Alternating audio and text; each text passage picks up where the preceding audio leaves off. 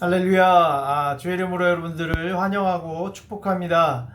오늘은 11월 마지막 주 우리 대강절 첫째 주일입니다. 우리 대강절을 맞이해서 다시 한번 예수님의 다시 오심을 기다리며 또한 준비하는 그런 예배의 시간이 되길 간절히 소망합니다. 우리 다 함께 우리 묵상 기도로 주님 앞에 예배 드리도록 시작하겠습니다. 거룩하고 복된 주일을 허락하여 주셔서 사랑하는 주님의 백성들이 하나님 앞에 나와 경배드리게 하심을 감사드립니다. 이 시간도 예수님의 은혜에 감사하여 주 앞에 나왔사오니 우리의 예배를 통해 하나님 홀로 영광 받으시고 저희들에게는 성령님의 임재가 충만한 귀하고 복된 예배가 되게 하여 주시옵소서. 감사하신 예수님의 이름으로 기도드리옵나이다. 아멘. 이 시간에는 우리 참회 기도 시간을 갖도록 하겠습니다. 지난 한 주간 우리를 되돌아보면서 주님의 은혜 없이는 더욱 죄의 길로 달려가는 연약한 우리의 인생을 고백하면서 우리가 다시 한번 하나님 앞에 우리의 죄를 사하시길 구하는 참회 기도 시간을 갖도록 하겠습니다. 다 함께 기도드리시겠습니다. 하나님 아버지, 주님 우리를 불쌍히 여겨주시고 긍휼히 여겨주시고 하나님 온전히 주님을 믿음으로 살아가는 하루가 되게 하시고 거룩함을 주님 앞에 고백합니다. 성령 하나님 우리가 깨어있게 하시고 성령 충만케 하시고 다시 한번 주님의 강림을 기다리는 하나님의 복된 예배가 될 수 있도록 성령님 붙잡아 주시고 우리 마음을 새롭게 해주시고 주님이 기대하는 마음을 일으키도록 성령님 우리 마음을 새롭게 하여 주시옵소서. 만일 우리가 우리 죄를 자백하면 그는 미쁘시고 위로우사 우리 죄를 사하시며 우리를 모든 불의에서 깨끗하게 하실 것이요 사랑과 자비 하나님 아버지, 이 시간 우리의 지난 한 주간을 되돌아보며 주님의 은혜 없이는 더욱 죄의 길로 달려가는 연약한 우리의 모습을 고백합니다.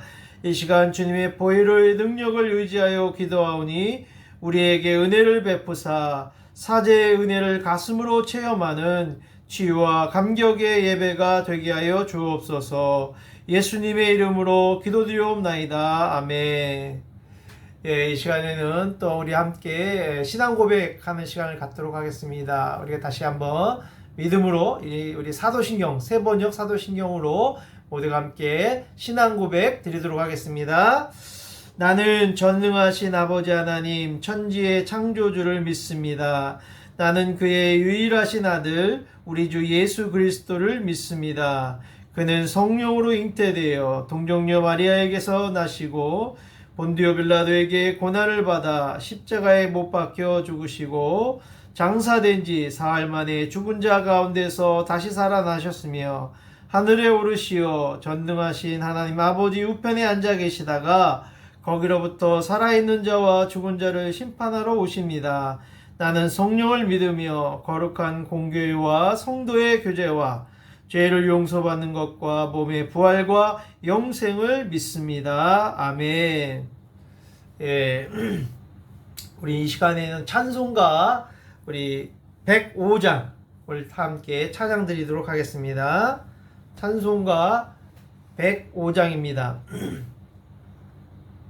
다 찾으신지 알고 우리 함께 오랫동안 기다리던 이 찬양을 함께 찬양 드리도록 하겠습니다.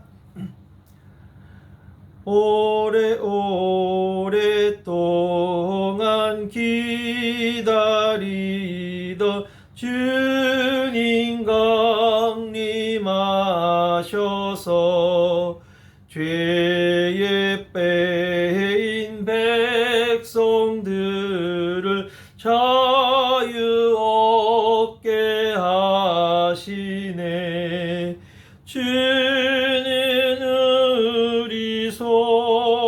소망이요 힘과 위로 되시니 오래 기다리던 백성 많은 복을 받겠네. 모든 백성 구하려 임금으로 오시니 영원토록 우리들을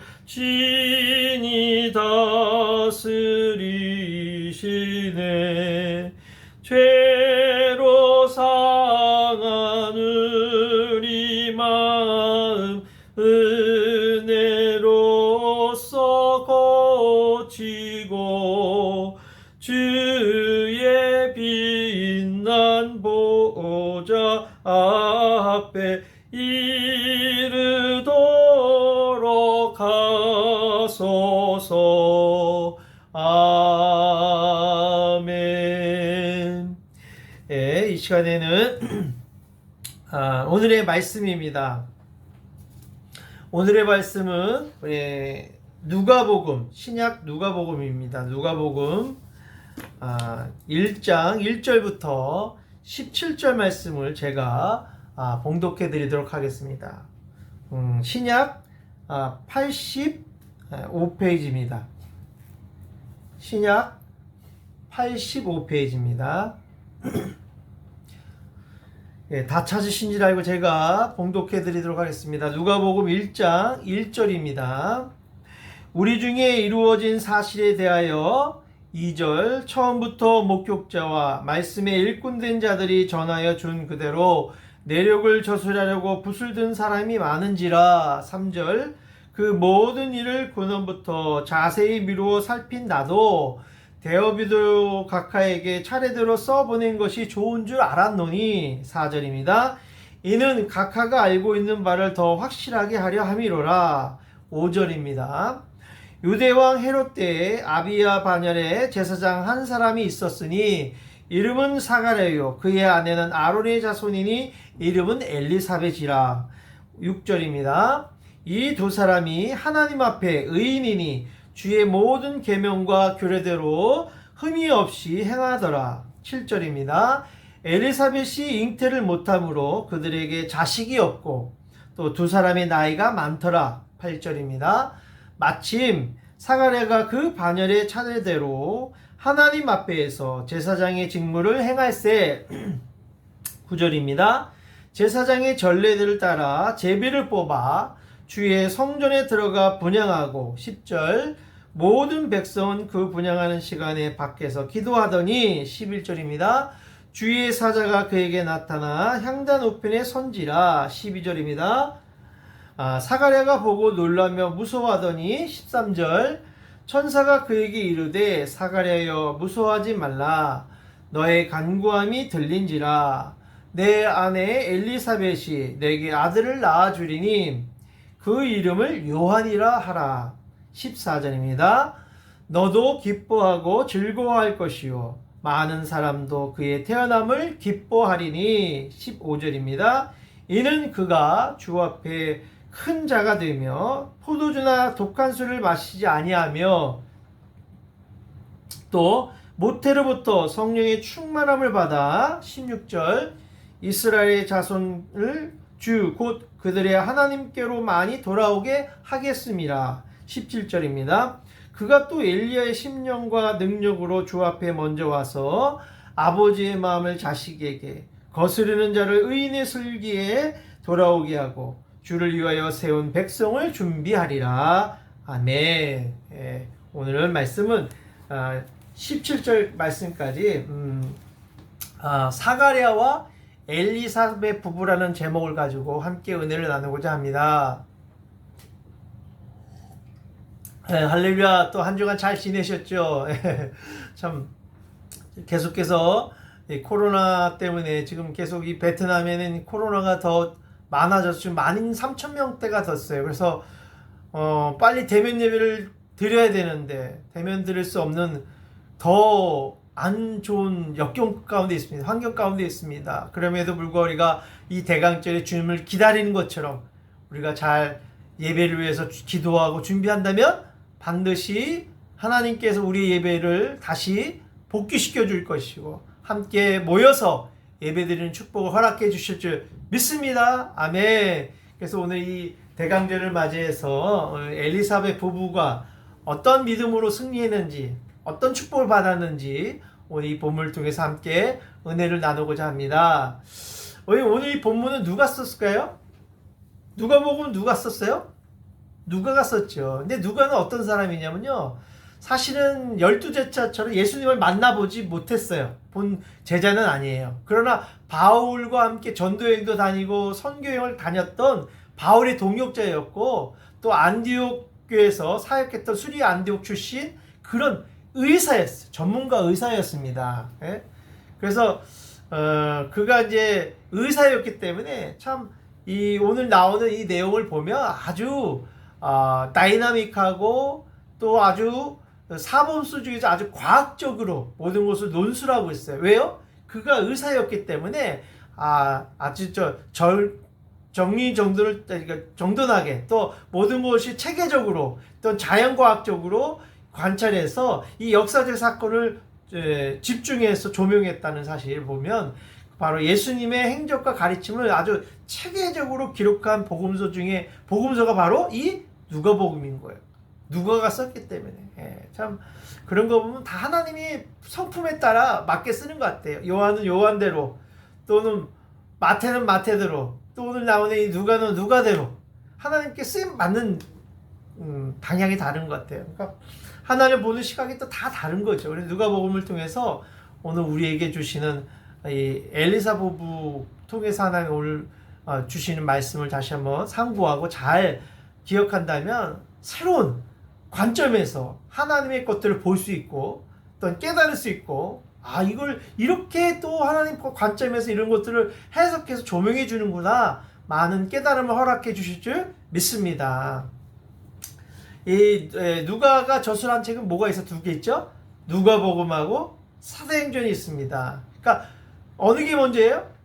누가복음이지. 누가복음 먼저 저서를 짓고 그 다음에 사도행전을 지은 거죠. 그렇기 때문에 보통 많은 이제 사도행전의 내용이 보면은 이 누가복음에 시절했던 것들이 많이 접목되어 있습니다. 그런 것을 배경으로 많이 썼다는 거. 그래서 이 바울이 감옥에 갇혔을 때 같이 옥바라지했던 사람이 바로 이 누가였던 거예요. 그러니까 얼마나 중요한 역할을 했겠어요.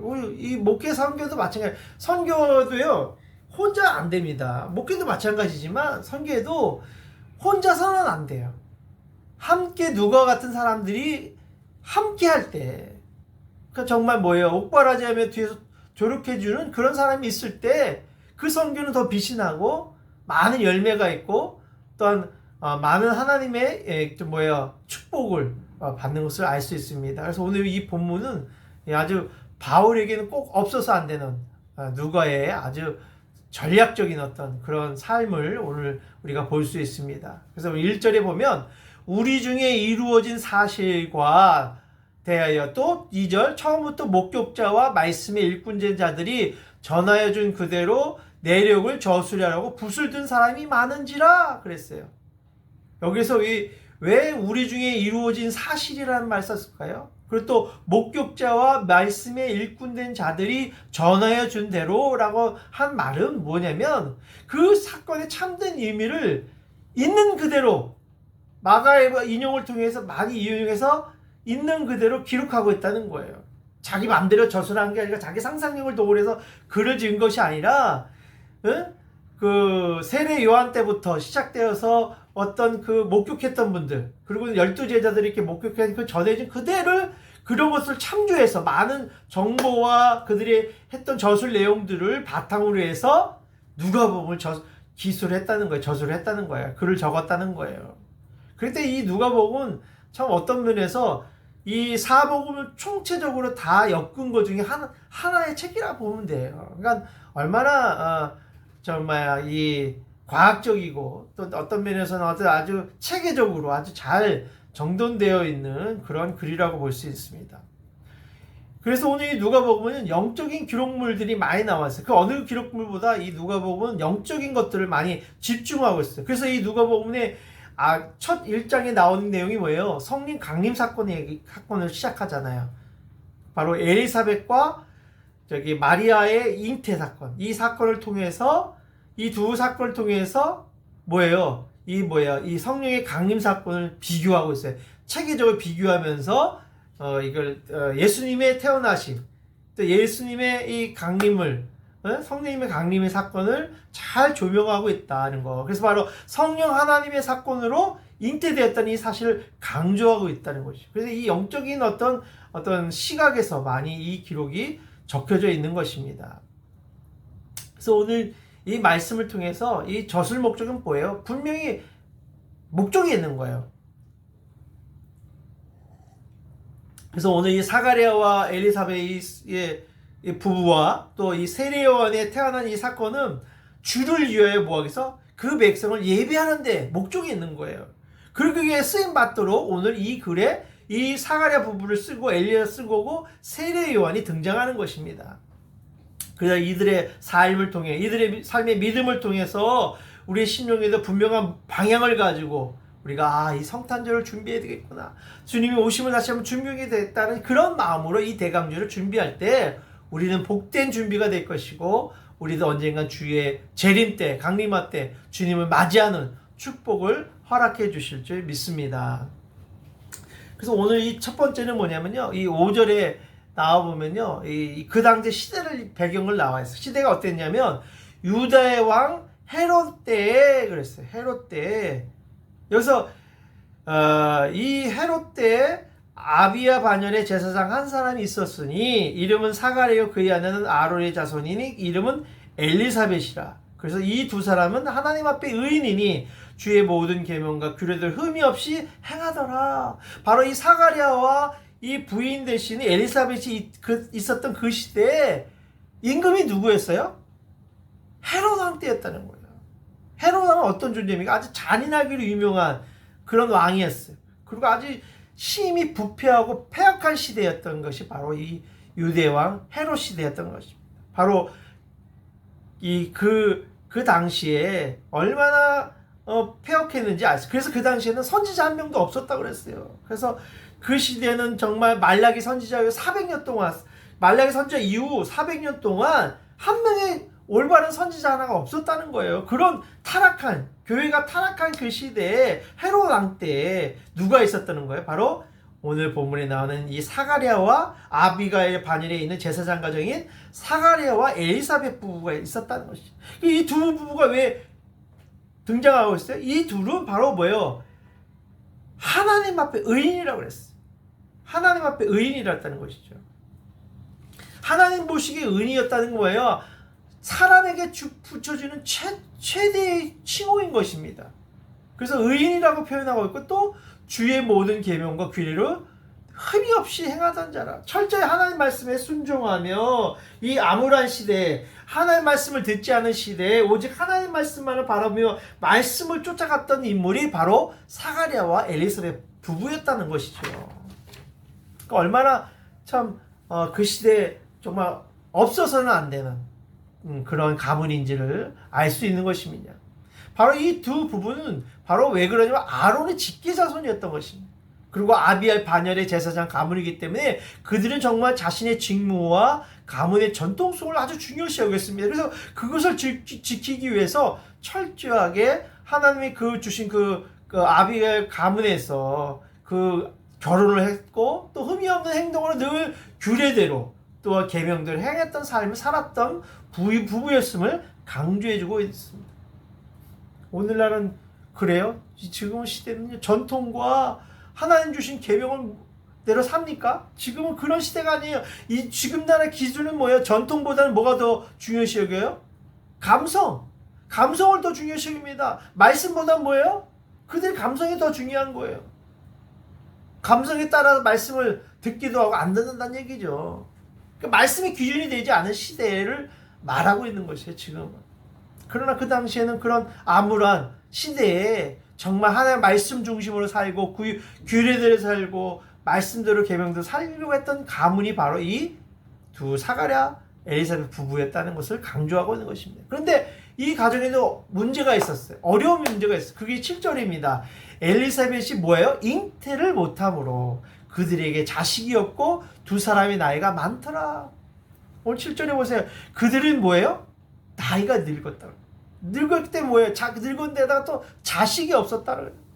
엘리사벳이 아이를 잉태하지 못하는 그런 상황이었던 것 같아요. 그러니까 수태하지 못하는 여인이었죠. 그러나 이 제사장 가문은 이 세습이기 때문에 자기들을 이을 자식이 없다는 것은 그 시대 가장 큰 문제로 보였고 흠이 있는 가문처럼 보이길 수밖에 없는 아주 큰 문제였던 것입니다.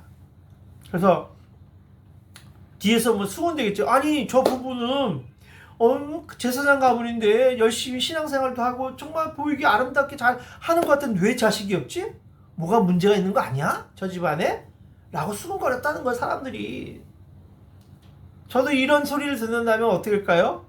너무 힘들고 뒤로 침륜에 빠져서 하나님이 어떻게 이럴 수 있습니까? 하나님 내가 이렇게 선교사학과 왔는데 우리 가문에 자식이 없어서 다른 사람들에게 수치거리가 되면 되겠습니까?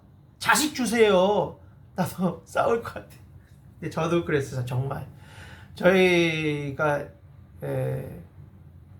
이건 좀 안타까운 거지만 첫째 아이도 사산을 하고 또 둘째 아이도 아들이었는데 첫째는 딸이었고 둘째는 아들이었는데 또 저희 아내가 너무 하체가 약해서 또 아이를 8개월 만에 또 6개월 만에 뱃속에서 사산했어요.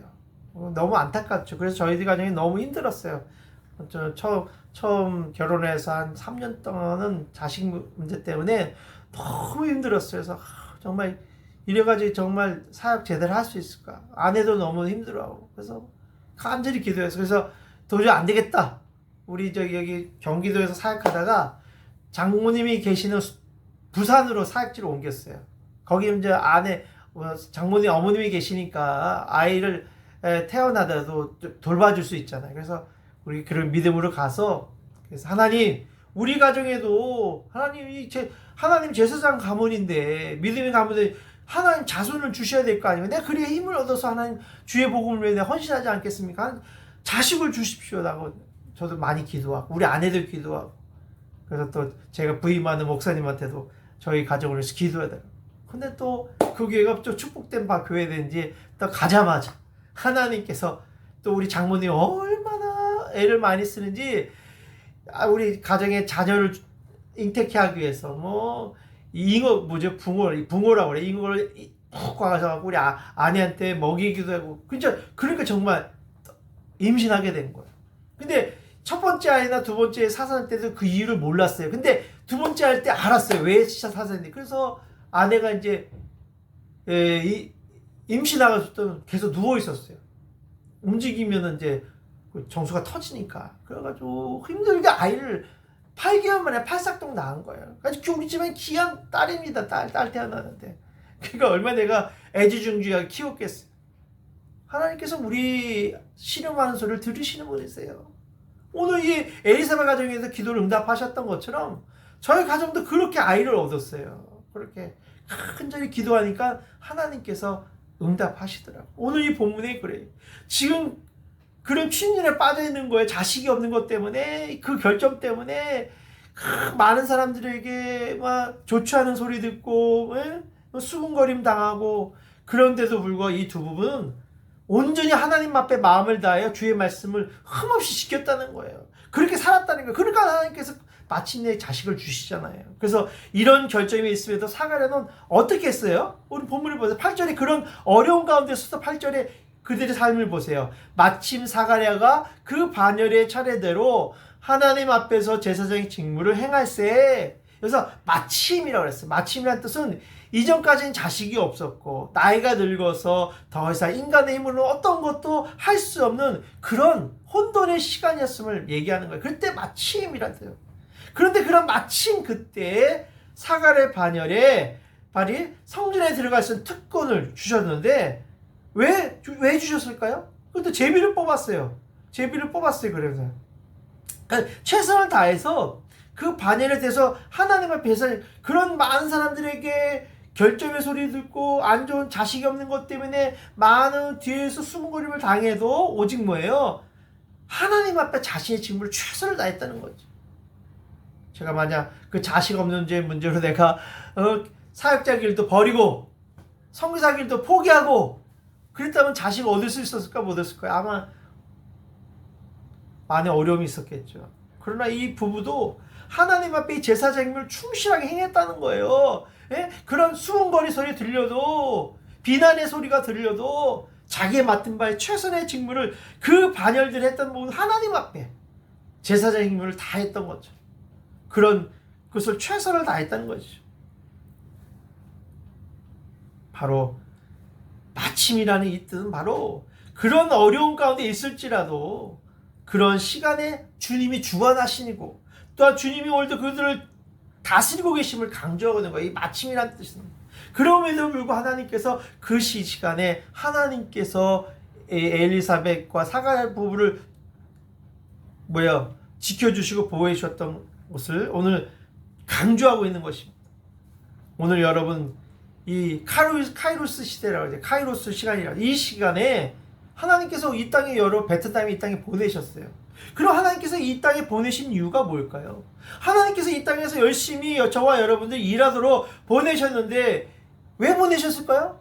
그 하나님의 이유가 있는 거예요. 바로 하나님의 직무를 행하게 하기 위해서 이 땅에 보내셨던 거예요. 바로 오늘도 이 베트남 땅에 있는 저와 여러분들 하나님이 주관하고 계심을 오늘 우리에게 주신 줄 믿습니다. 그걸 믿음으로 받아들이셔야 되는 거예요.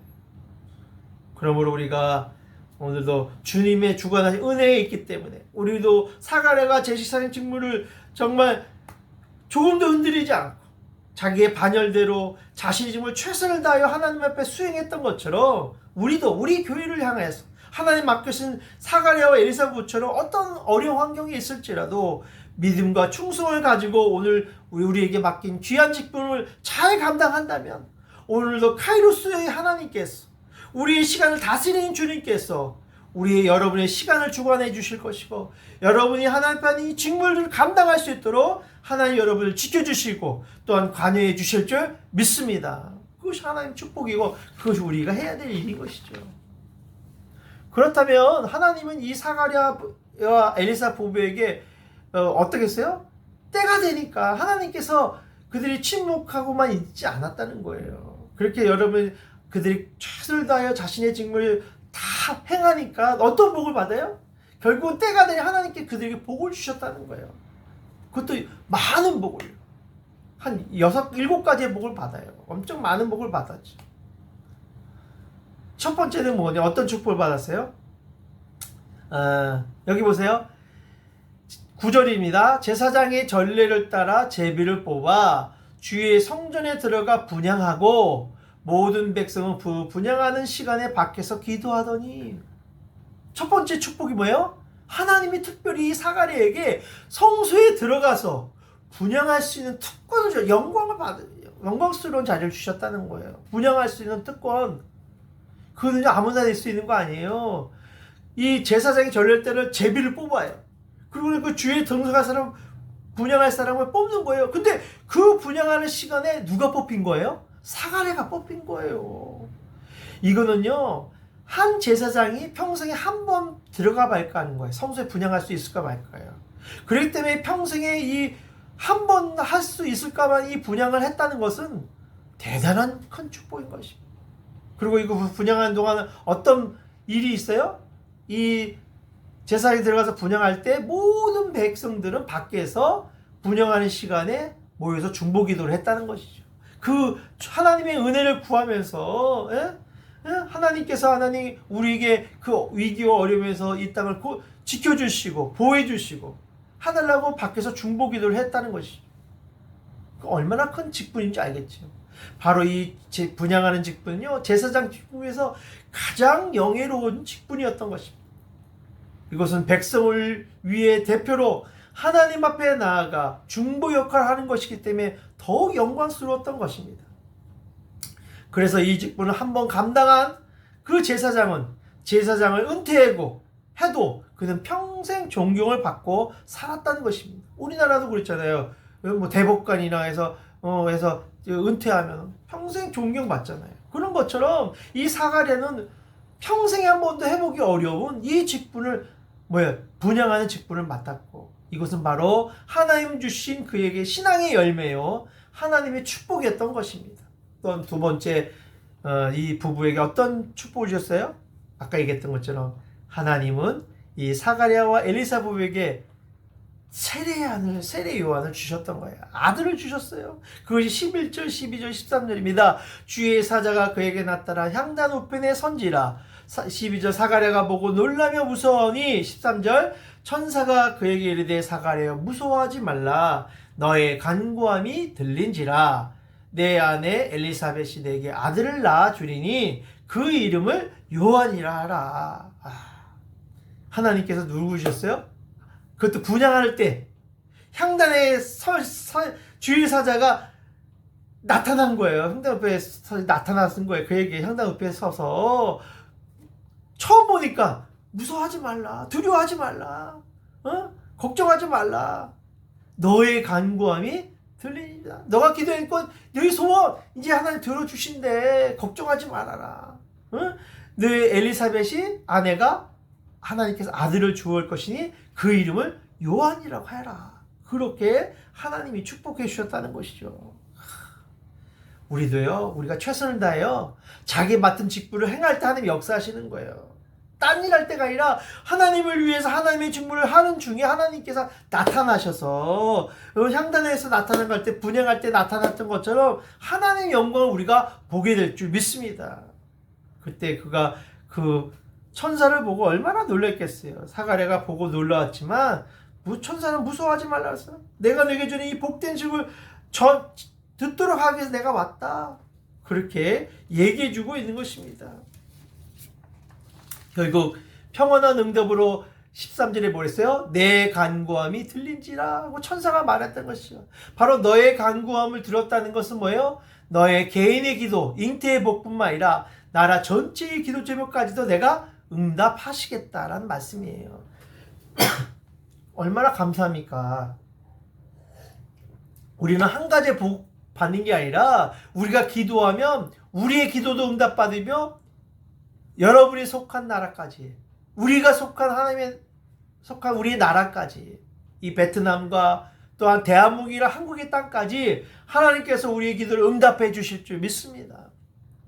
그렇기 때문에 제사장의 기도가 중요합니다.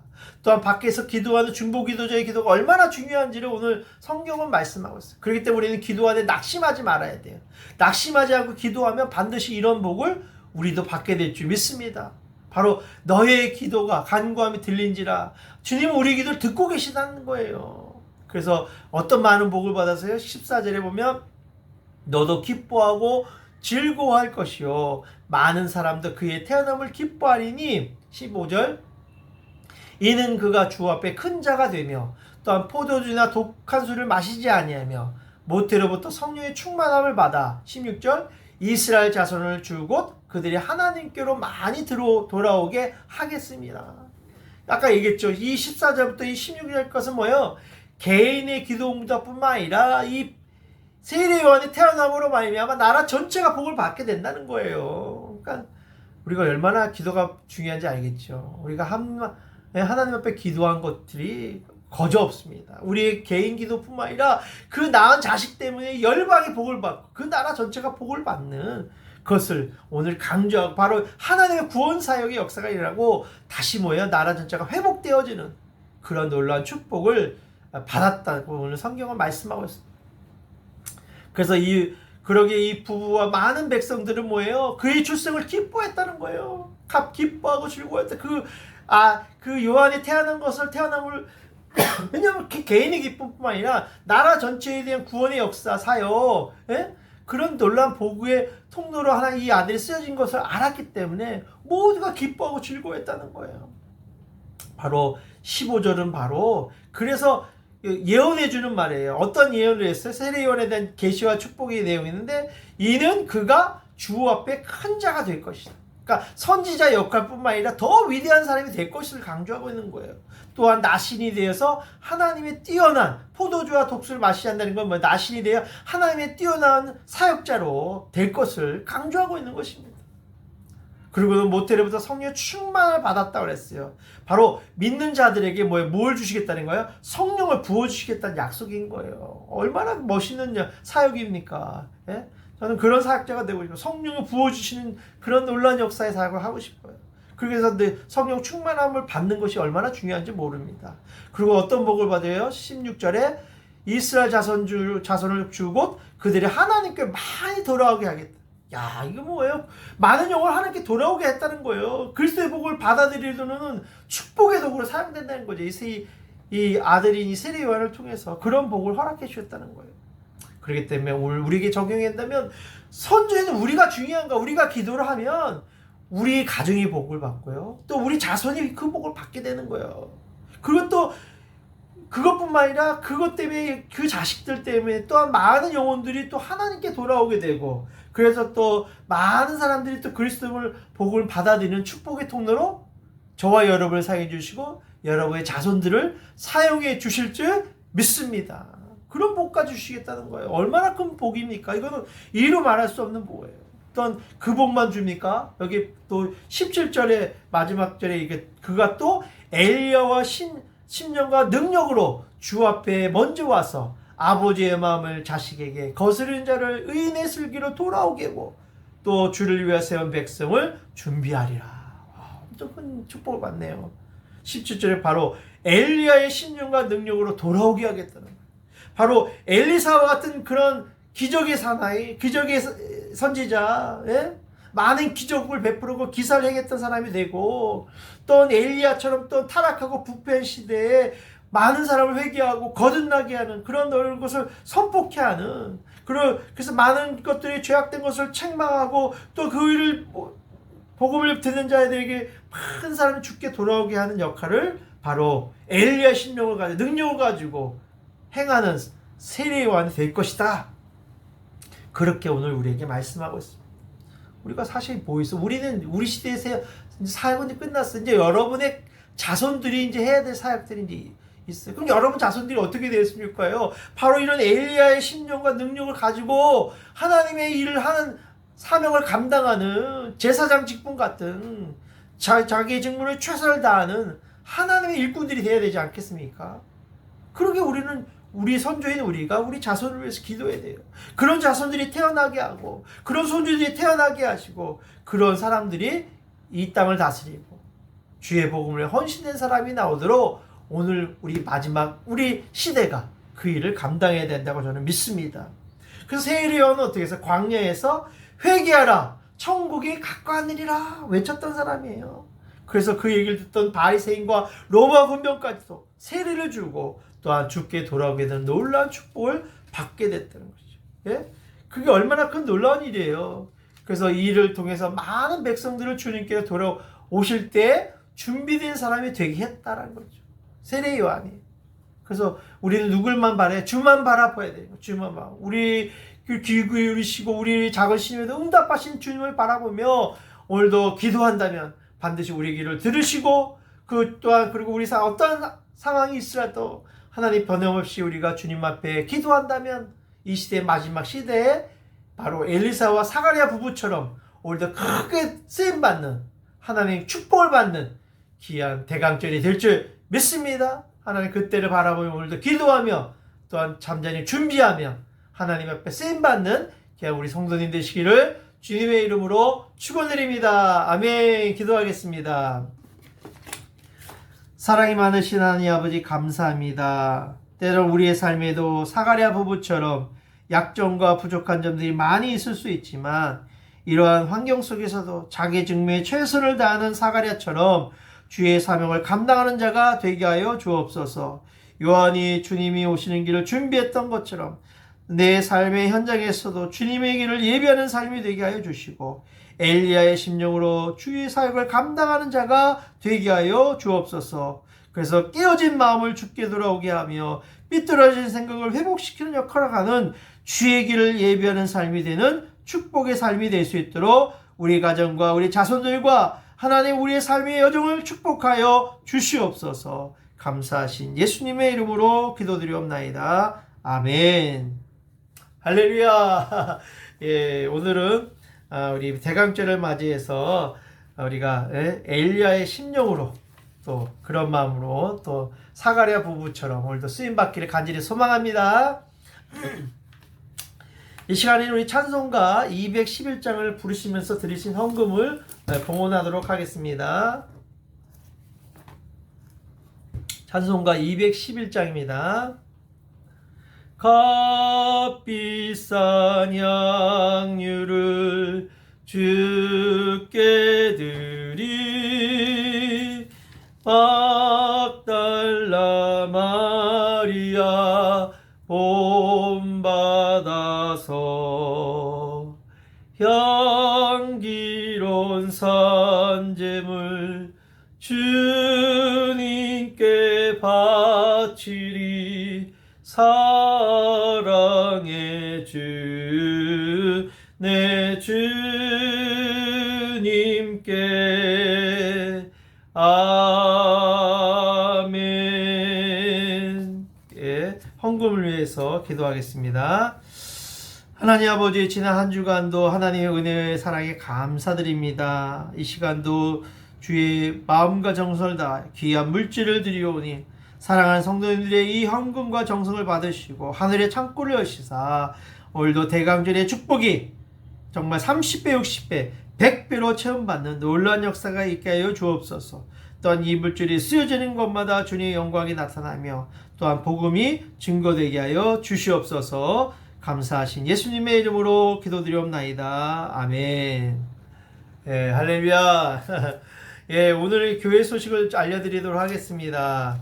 오늘은 이 대강절 첫째 주일로 지켰습니다. 그래서 정말 주님의 오심은 이제 얼마 남지 않기 때문에 우리가 믿음으로 준비하시고 잘 하나님 앞에 겸비하시길 바랍니다. 그러나 지금 여러 가지 지금 코로나가 재확산돼서 지금 1,300명대가 넘었다고 합니다. 그래서 이 베트남에 정말 다시 한번 위기가 오는 건 아닌가 다들 걱정이 많은데 하나님 이 위기를 잘 넘어갈 수 있도록 서로 기도해 주시고 또 이 어려운 환경에서도 다시 예배 드릴 수 있는 날이 섞여 올 수 있도록 또 여러분의 직장 가정은 하나님의 은혜가 넘치도록 서로 기도하며 중보 기도해 주시기 바랍니다. 다음 주일은 우리 대강제 둘째 주일로 지키고요. 계속해서 주님의 다시 오음을 기다리는 그런 한 주간의 되시길 간절히 소망합니다. 나머지는 주보를 참조하시고요. 우리 다 같이 찬송가 1장을 부르신 후에 축도로 모든 예배를 마치도록 하겠습니다.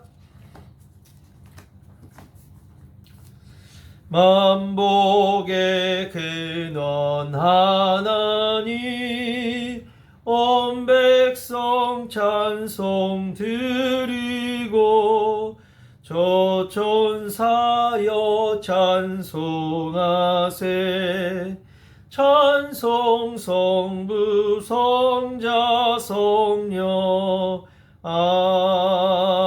아멘. 이제는 우리 주 예수 그리스도의 은혜와 하나님 아버지의 극진하신 사랑하심과 성령님의 감화감동 역사하심이 오늘 대강절을 맞이하여 주님의 다시 오음을 기다리며 준비하는 우리 모든 성도들 머리 위에 그들의 가정과 직장과 사업과 자녀들 머리 위에 또한 죽어가는 베트남의 영원 구원 위에 이제부터 영원히 함께 있을지어다. 아멘.